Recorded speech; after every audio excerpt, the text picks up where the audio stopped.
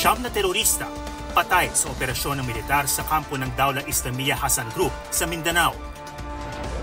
Isa sa mga suspect sa pambobomba sa Mindanao State University sa Marawi City, arestado.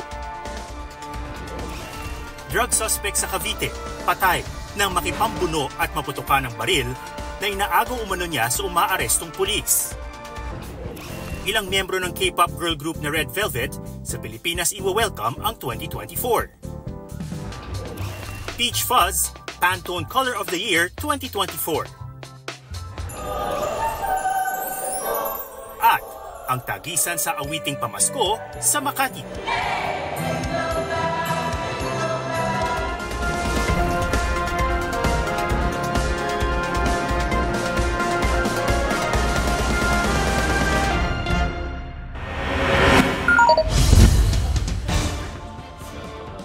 Naghabula ng dalawang lalaking yan sa barangay Zabote 1, Bacoor City, Cavite.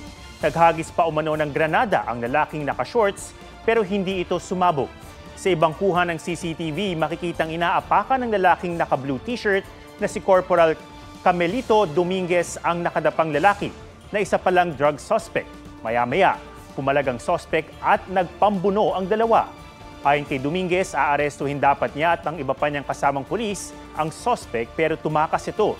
Sinubukang agawin ng suspect ang baril kay Dominguez pero pumutok ito at tinamaan ng suspect na nasawit.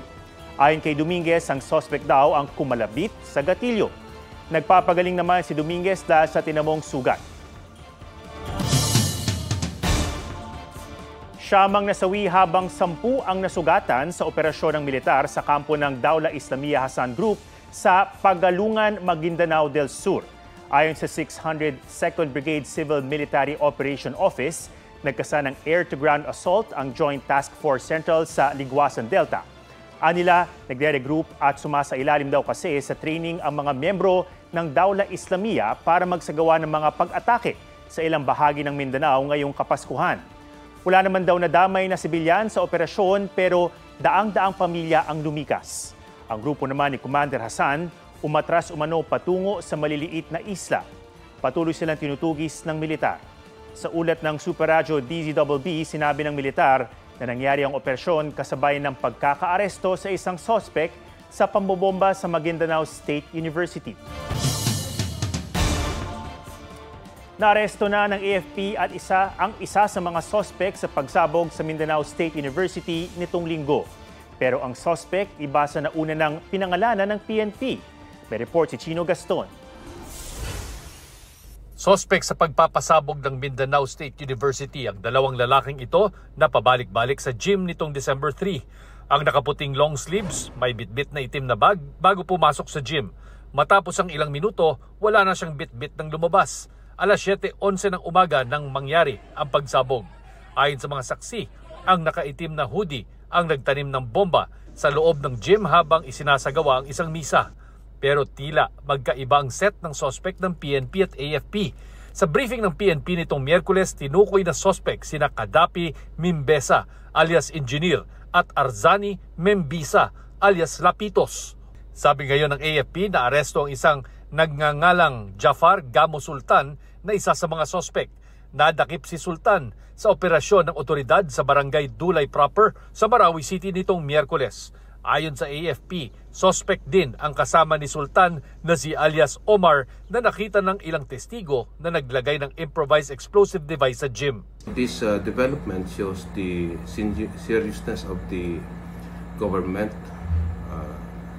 to the law enforcement bodies to identify and arrest those behind the bombing incident and at the same time to prevent another incident of like this. Sana sa lalong madaling panahon, matuntun na nila.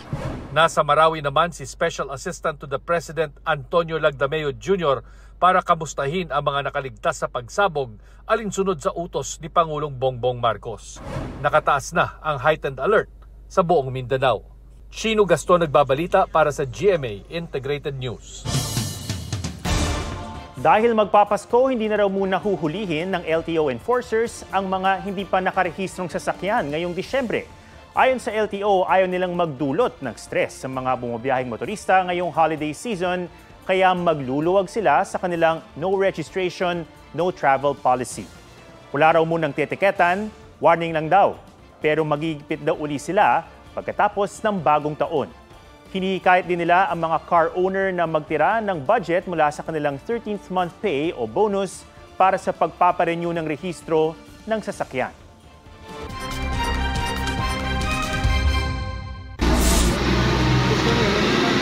Paglabas ng lalaking iyan sa isang kainan sa Quezon City, agad siyang dinakip ng mga pulis.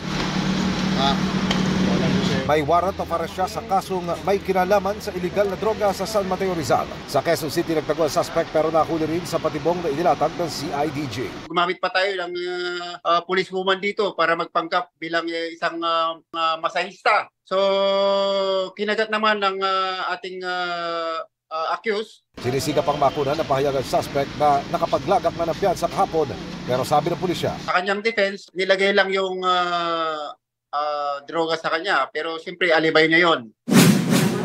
hindi lang pinagnakawan, pinatay pa sa sakal ng sintas ng sapatos ang isang housewife sa loob mismo ng kanyang bahay sa Baguio City. Base sa investigasyon, tanging ang 2 taong gulang na anak lang ang kasama ng biktima ng mangyari ang krimen.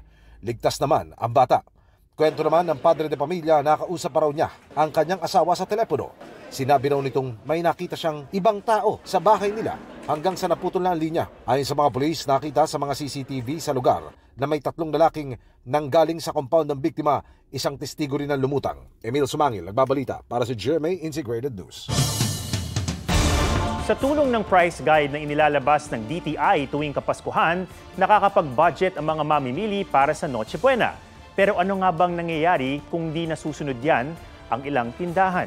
Tinalakayan sa The Mga Has Interviews.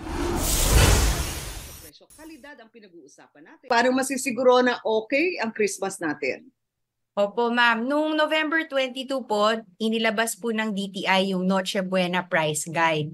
Nilista po natin dito lahat po ng mga usual na Noche Buena items na binibili ng pamilyang Pilipino. Ang magandang purpose po ng price guide, maging gabay sa mga consumers bago bumili, bago mag-grocery, para maplano na nila kung ano yung iba-budget nila. Alright. Ngayon, Asek, matanong ko lang. Ang problema, sabi ninyo, itong price guide advisory lang. Ibig sabihin, kung sakaling lumabag, kakausapin ninyo. Pero walang violation o walang kaso na ihahatag kayo?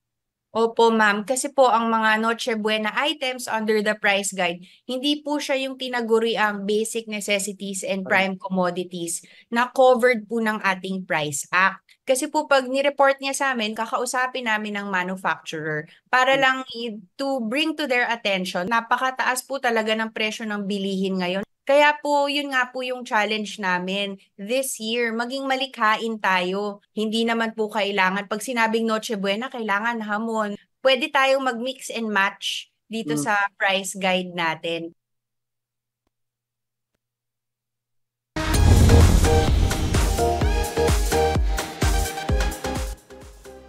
May surprise visit sa bansa ang South Korean actor na si Kim Ji-soo.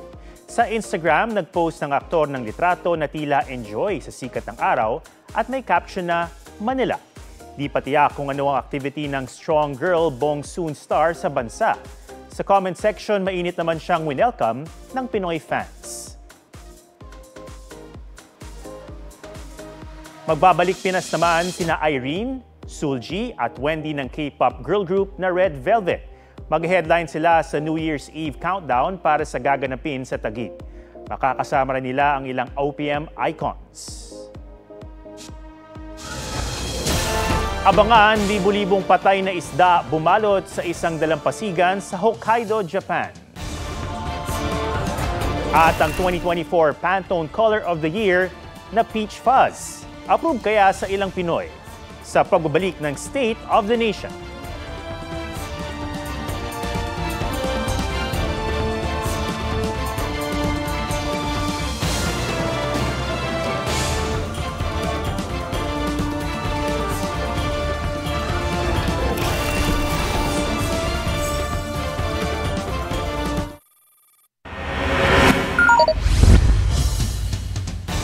Halos magkulay puti ang dalampasigan sa Hakodate, Hokkaido, Japan. Dahil yan sa libu-libong patay na sardinas at iba pang isda. Ito raw ang kauna-unahang beses sa makikita ng ganyan karaming isda na patay roon. Inaalam pa ng mga otoridad ang sanhi ng pagkamatay ng mga isda. Iniisip pa rin kung paano i-dispose ang mga ito. Peach Fuzz, yan ang Color of the Year 2024 ng Pantone Color Institute. Papatok naman kaya ito sa taste ng mga Pinoy? Alamin sa report ni Katrina Son. Inanunsyo na ng Pantone Color Institute na ang magiging kulay ng taong 2024 ay ang Peach Fuzz, ang warm and fuzzy hue sa pagitan ng pink at orange. Ikinatuwa ito ni Feministerio dahil paboritong kulay niya raw ito. Katunayan, ngayon pa lang, nagsusuot na raw siya ng ganitong kulay. Parang swerte na para sa amin lang po, madam. Maganda po. Favorite color ko din. Si Jennifer Panagiton at ang kanyang buong pamilya talagang umi-effort daw na suot ang Color of the Year sa pagsalubong ng taon. Buong family kami nagpapagawa ng Color of the Year t-shirt. Mas magaan yung pasok ng taon. Reaksyon ng iba sa Peach Fuzz. Pwede naman siya sa babae, pwede rin sa lalaki. Parang halos... Okay lang, malamig sa mata. Peach bar, orange. Ang alam ko lang, blue, sa red. Pangkul ba? Panchon? Pink? Ngayon pa lang, kanya-kanyang alok na ang mga online stores na may tindang Peach Fuzz clothes. Pero ano pa man ang Color of the Year, ang pagiging makulay ng buhay, anuman ang panahon, nakadepende sa iyong disposisyon. Katrina Son, nagbabalita para sa GMA Integrated News. Susunod, ang tagisan ng galing sa mga awiting pamasko sa pagbabalik ng State of the Nation.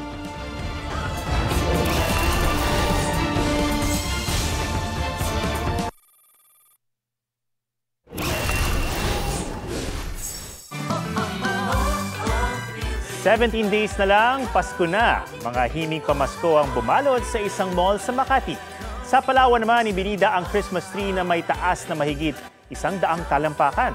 May report si Katrina Son.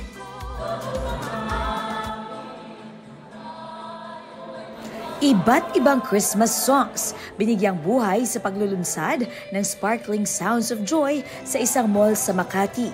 Nagtagisan ang choral groups mula sa iba't ibang paaralan sa Makati. Kasama na riyan ang Nemesio Ayabut Senior High School, Makati National High School, St. Paul College of Makati, at University of Makati.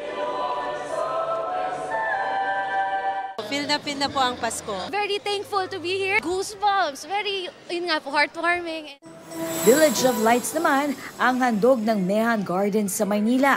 Meron din silang skating rink para sa mahilig mag-rollerblades. Sa Kapitolyo ng Pangasinan, panlaban naman ang mga ilaw ng kanilang 50 talampakang Christmas tree. Di rin malilimot ang diwa ng Pasko sa pinailawan ding Belen sa tabi nito. May mga dekorasyong pampasko rin sa bawat gusali sa Kapitolyo. Napasente rin ang marami sa Children's Christmas Village kung saan merong giant gingerbread house. At kung bitin pa, pwede ring busugin ang mata sa Candyland-inspired Christmas Village ng Manaoag. Sa Puerto Princesa, Palawan, libo-libo ang dumalo ng pailawan ang giant Christmas tree sa Balayong People's Park. Sa taas na 135 feet, sino nga ba ang hindi mamamangha rito? Dinekorasyonan ito ng halos 3,000 parol. Katrina Son, nagbabalita para sa GMA Integrated News. Big winner ang GMA Network sa Anak TV Awards. Ang mga parangal at pagkilalang natanggap ng mga kapuso shows at personalities sa report ni JP Soriano. Pinarangalan ang 24 oras sa Household Favorite Programs Television category. Tinanggap ang parangal ni na Senior Vice President ng Integrated News Regional TV and Synergy Oliver Victor B. Amoroso at Vice President and Deputy Head for News Programs and Specials Michelle Seva. This amplify kasi, no?